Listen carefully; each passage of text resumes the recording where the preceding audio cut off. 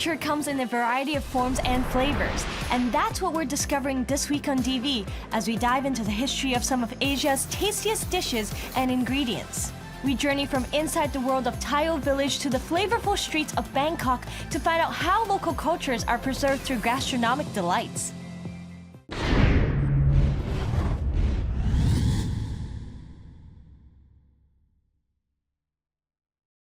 We are headed to the fishing village of Thaio, where Des is waiting. 海味 literally translates to flavors of the sea. What it is, of course, is dried seafood. Now, for those of you who have had hoi mei before and like it, great. For those who are not crazy about this stuff, guess what? You've probably had it before in your favorite chicken, pork, and beef dishes and didn't even know it. Hong Kong, of course, was a fishing village back in the 1800s, so fishing and the harvesting of seafood is an integral part of its culture. Today, I'm spending the day in Thaio, one of the last remaining fishing villages in Hong Kong, and I'll be learning more about dried seafood, some other local ingredients, as well as the history of this stuff. Thaio village is like a time capsule with its stilt houses and fisherman culture, but it's their locally produced ingredients that they're now renowned for. I wonder what's first on the plate, Des? Hey, Hago, it's really nice to meet you. When I got the script last night, I looked at it and I saw your name, H-A-G-O, and I was like, that's a pretty special name. It's not a name that I come across often. So introduce yourself. Tell us about Hago. 因為我做呢個蝦膏同埋蝦醬，取其呢個蝦膏諧音。Oh, it turns out Hago really is Ha-go, which means shrimp paste, because he's in the shrimp paste and sauce business. It's a little promotion every time he introduces himself. Pretty cool. Do you think people associate shrimp sauce with this place? 其實係㗎，因為以前喺大澳呢個漁村度咧，佢係盛產呢個鹽咯。周邊可以捉到嗰啲好細隻嗰啲銀蝦仔。咁銀蝦仔加埋鹽就係蝦膏蝦醬。So Hago tells me that back in the day, Thaio actually was also a place for making salt. And people would also catch the little silver shrimp that were in local waters, and they very naturally would mix the salt together with the shrimp, and that's how shrimp paste and shrimp sauce came about. For those friends who've been to Thaio before, they remember the distinct smell of shrimp sauce. You can definitely smell it before you even see it. Walk us through the process of how this is made. 佢喺個海嗰度撈到啲新鮮嘅銀蝦仔先啦，咁跟住咧就我哋會擺落嗰啲藍色嗰啲桶嗰度，加翻適量嘅鹽，等佢發酵咯。So the process for making shrimp, they first source the little silver shrimp that they bring back and they put it into the blue buckets, and they'll mix enough salt for the flavoring, and then a fermentation process starts. And during the fermentation process, a lot of water comes out, and then once the fermentation is complete, they will take the shrimp paste out and spread it on those wicker baskets that you see, and that's the drying process. Are there a lot of people who still make shrimp paste and shrimp sauce, and what are the biggest challenges with this business? 要天時地利咯。天時就係要一個好嘅太陽啦，地利就係要有咁大嘅地方咯。So the challenges of making shrimp paste is first you need the weather. You need really hot weather, a scorching sun to make good shrimp paste. And second, you need a lot of room, right? You can imagine they're spreading these buckets around. They got the wicker baskets. You can't do this unless you have a lot of space. But how many businesses are still making shrimp paste? 只係得2間，我哋係其中一間。太麻煩啦，同埋體力勞動會比較多啲咯。As it turns out, there are only 2 businesses that still make shrimp paste / shrimp sauce here in Hong Kong. I asked Hago why that is, and he said, you know, mainly it's because it's hard work, and there are not a lot of people who still want to do this. 鄭太你好啊 How long have you been operating this dried seafood business? 我哋經營咗8年㗎啦，海味，但係蝦醬蝦膏我哋就經營咗百幾年㗎啦。So Ms. Cheng tells me that they've been doing the dried seafood business for about 8 years, but they've been doing the shrimp paste and shrimp sauce business for over 100 years. There's something called the Thaio 3 treasures. What are those? 蛋黃啦，蝦醬蝦膏啦，即係鹹魚嗰啲咯。So the 3 treasures of Thaio are food treasures. One of them is the salted duck egg yolk, and then we have the shrimp paste, shrimp sauce, and also dried fish. Can you walk us through the process of how you dry one of these egg yolks? So as you can see in the process, she's kind of finessing the yolk, and as you see, she's actually taking away a lot of the white, which falls back into the bowl. Then the next step, she takes some just clean water and she washes the egg yolk, and the sole purpose for this is to wash away the egg white that's sticking to the egg yolk so that when it dries, the whole thing will look prettier because then there'll be no egg white on top. 咁而家咧就揼少少鹽喺面咯。 So now she's putting a little bit of salt onto the egg yolks for flavoring, and the reason there's salt on the bottom is just because you can't put salt on the bottom without breaking the egg. So they prepare the salt at the bottom so it's a more even garnishing. 曬一日半，跟住咧就會拎起佢，就反翻另外一個呢個。Oh, so the process is after 1.5 days, the top layer of the egg yolk is already dry enough for them to flip it. They'll then take another rattan basket without the salt, you don't need it anymore, and they'll just flip it over so that the bottom dries evenly as well. Ever since I was a kid, I've had a love-hate relationship with dried seafood and shrimp paste. I don't like the way the stuff smells. I have memories of myself walking with my mom around Western District, and oh, that smell is sometimes unbearable. But I absolutely love dishes made with dried seafood, whether it's dried shrimp or dried scallop, and my absolute favorite, dried oysters. And of course, I love tong choy stir-fried with shrimp paste. That's why I'm really excited to meet our next guest, who's going to introduce me to some dishes made with Thaio ingredients. Let's go.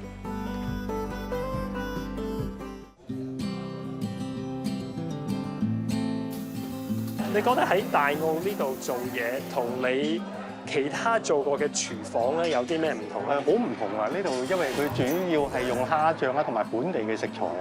I was asking Chef Eric, what is it like? How's it different working here versus other kitchens he's been working in? And he said, well, the ingredients that they use for this kitchen are sourced locally, and so it's very different in that, you know, these ingredients are not available anywhere else. How are you using these local ingredients? First of all, tell us what are these ingredients and how are you incorporating them into a dish in a way that makes them special? 呢度咧就主要用大澳嘅蝦醬咧，例如蝦醬雞翼啦，蝦醬嘅豬扒包啦，蝦醬嘅炒飯啦，咁仲有而家嘅鹹蛋黃啦，咁又係大澳嘅產品啦。So the ingredients, some of them that he uses is of course shrimp paste and also the salted egg yolk. And for example, the shrimp paste, they've been using it in dishes like chicken wings, in a pork bun, and also in a fried rice. What is the difference between Thaio shrimp paste and the shrimp paste we eat outside, let's say in the city? 有啲唔同嘅，因為出邊啲蝦醬咧係，因為佢哋要 keep 啊，佢哋嘅防腐劑會多啲嘅。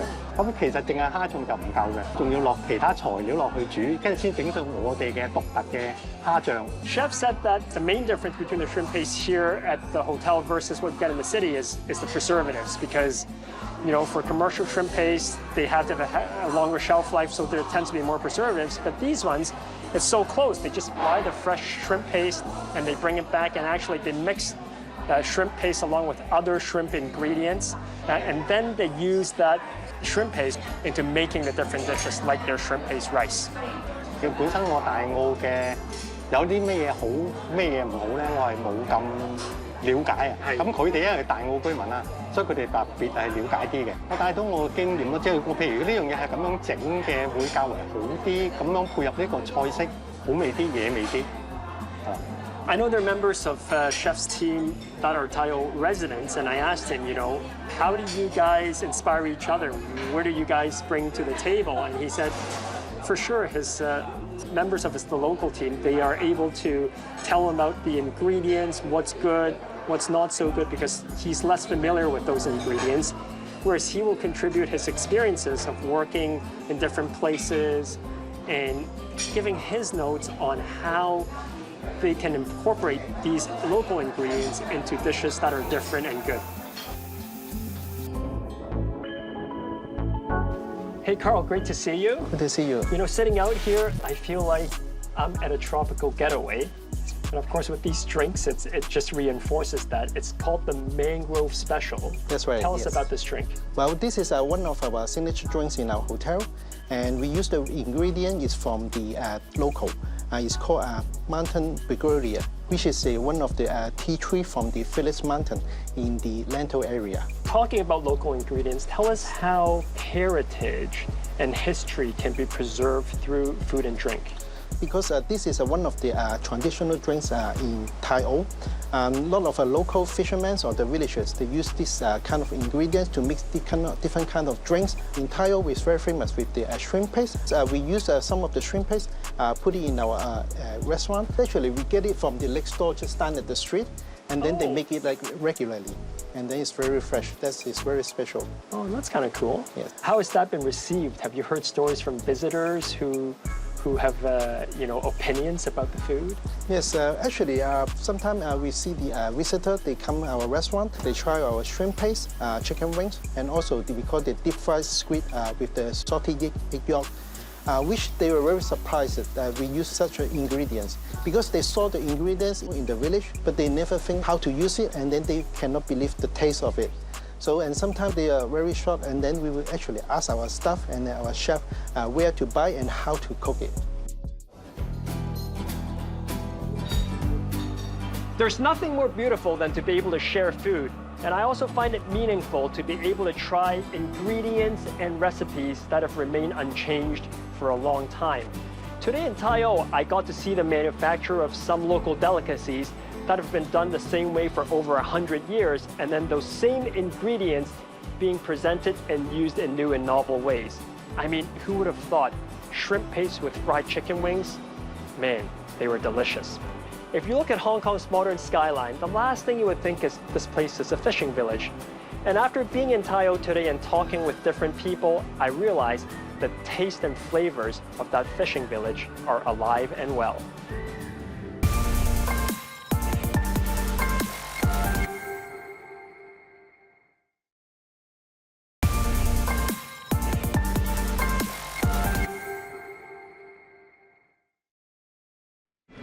Taking a flight to Thailand, we land in Bangkok to see how a local dish has evolved over time.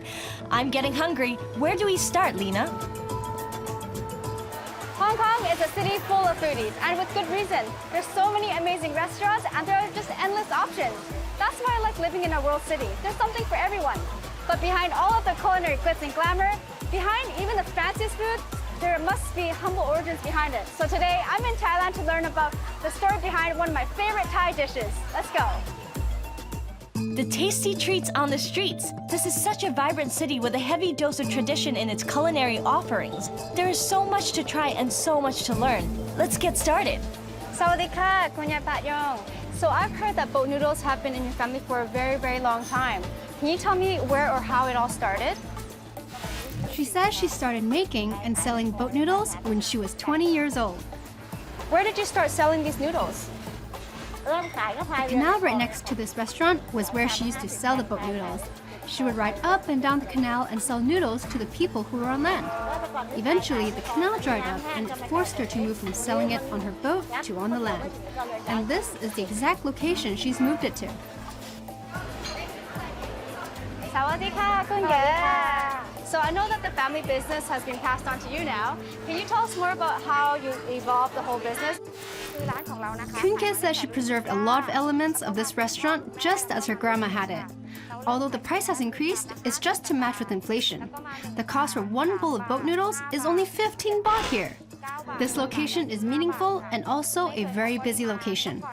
The restaurant is still solely focused on making boat noodles because she wanted to perfect this dish. And now it's become quite well known. So I want to know, how have the customers changed over the years? For example, are there more tourists now? Have there been less? Have their appetites grown bigger? The customers are mainly family and kids around the neighborhood. Over the years, a hospital was built nearby, so a lot of doctors and nurses come to eat now. So how long have you been making this dish for? She started eating this dish since she was 7 years old. Since then, she shadowed her grandmother and mother to learn the secret techniques on how to make the soup base. And she's taught all the chefs how to make it too. Oh, okay. Well, what smells really good to me is the broth. What goes into that?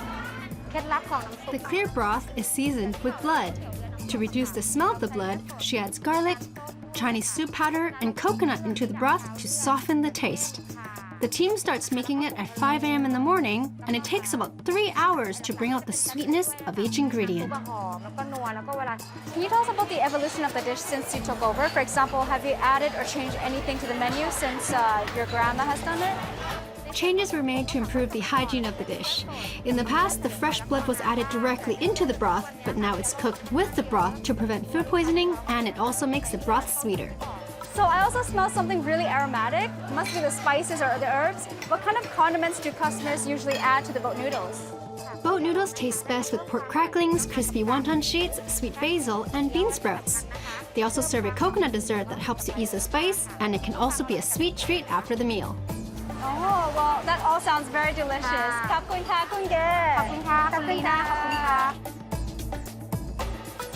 Now that I've learned a little bit more about how boat noodles came to be, let's compare that with how this dish is interpreted in Hong Kong. Every dish has a story, and each time it's shared, it evolves. I wonder how boat noodles has changed too, Lena. Back to Hong Kong we go. So Matt, you're the CEO of this food hall. What was your journey to get here? Why did you decide to open one of these type of ventures? I think the main reason was actually we wanted to change the ingredients in fast food under 100 Hong Kong dollars. Speaking of that, just trying to bring in more sustainable kind of choices, you guys decided to bring a very well-known Thai dish, which is boat noodles. Yes. Why did you decide to bring that one in? The boat noodle is such a classic street food, and it has such a cool story. And we'll also try and find the Hong Kong leader that's bringing something, their style of the dish as well. Right. Would it be hard to recreate the same thing in Hong Kong? Like what's the sourcing like? The challenge is, of course, if you want to do it at a low price, then the key protein is beef in a boat noodle. Okay. And a lot of beef comes from Brazil and is part of a deforested environment. And obviously travels a long way, and so all of that has a pretty negative effect. And the consumption of beef is one of the greatest contributors of climate change. Yes. We found a co-op of organic farmers in Australia who don't grow grain, who use land that could not be used for anything else, who do true grass-fed organic farming. This is of the lowest impact beef you could eat, and we use that beef instead. And that is a big improvement. So actually, I want to know more about the restaurant you decided to bring into this food hall. I know that they're all very different, but specifically the Thai restaurant, why did you decide to go with them, and how did the partnership come about? Sure, so actually the way it works here is we license recipes rather than whole restaurants. Oh, okay. So if you take the boat noodle creator, the challenge with boat noodles is that the origin of boat noodles comes with actual blood in it, right? Pig's blood. Right. And what's super clever that they've done is they actually managed to localize it by using fermented tofu, as well as actually a fermented black bean as well. That's such clever innovation. Right. Because it gives you that silkiness in the broth and that same texture. And I think it makes it really accessible as well. And so that's a really good example of clever chefing, clever cooking, and localization, but finding a really authentic journey to a classic dish.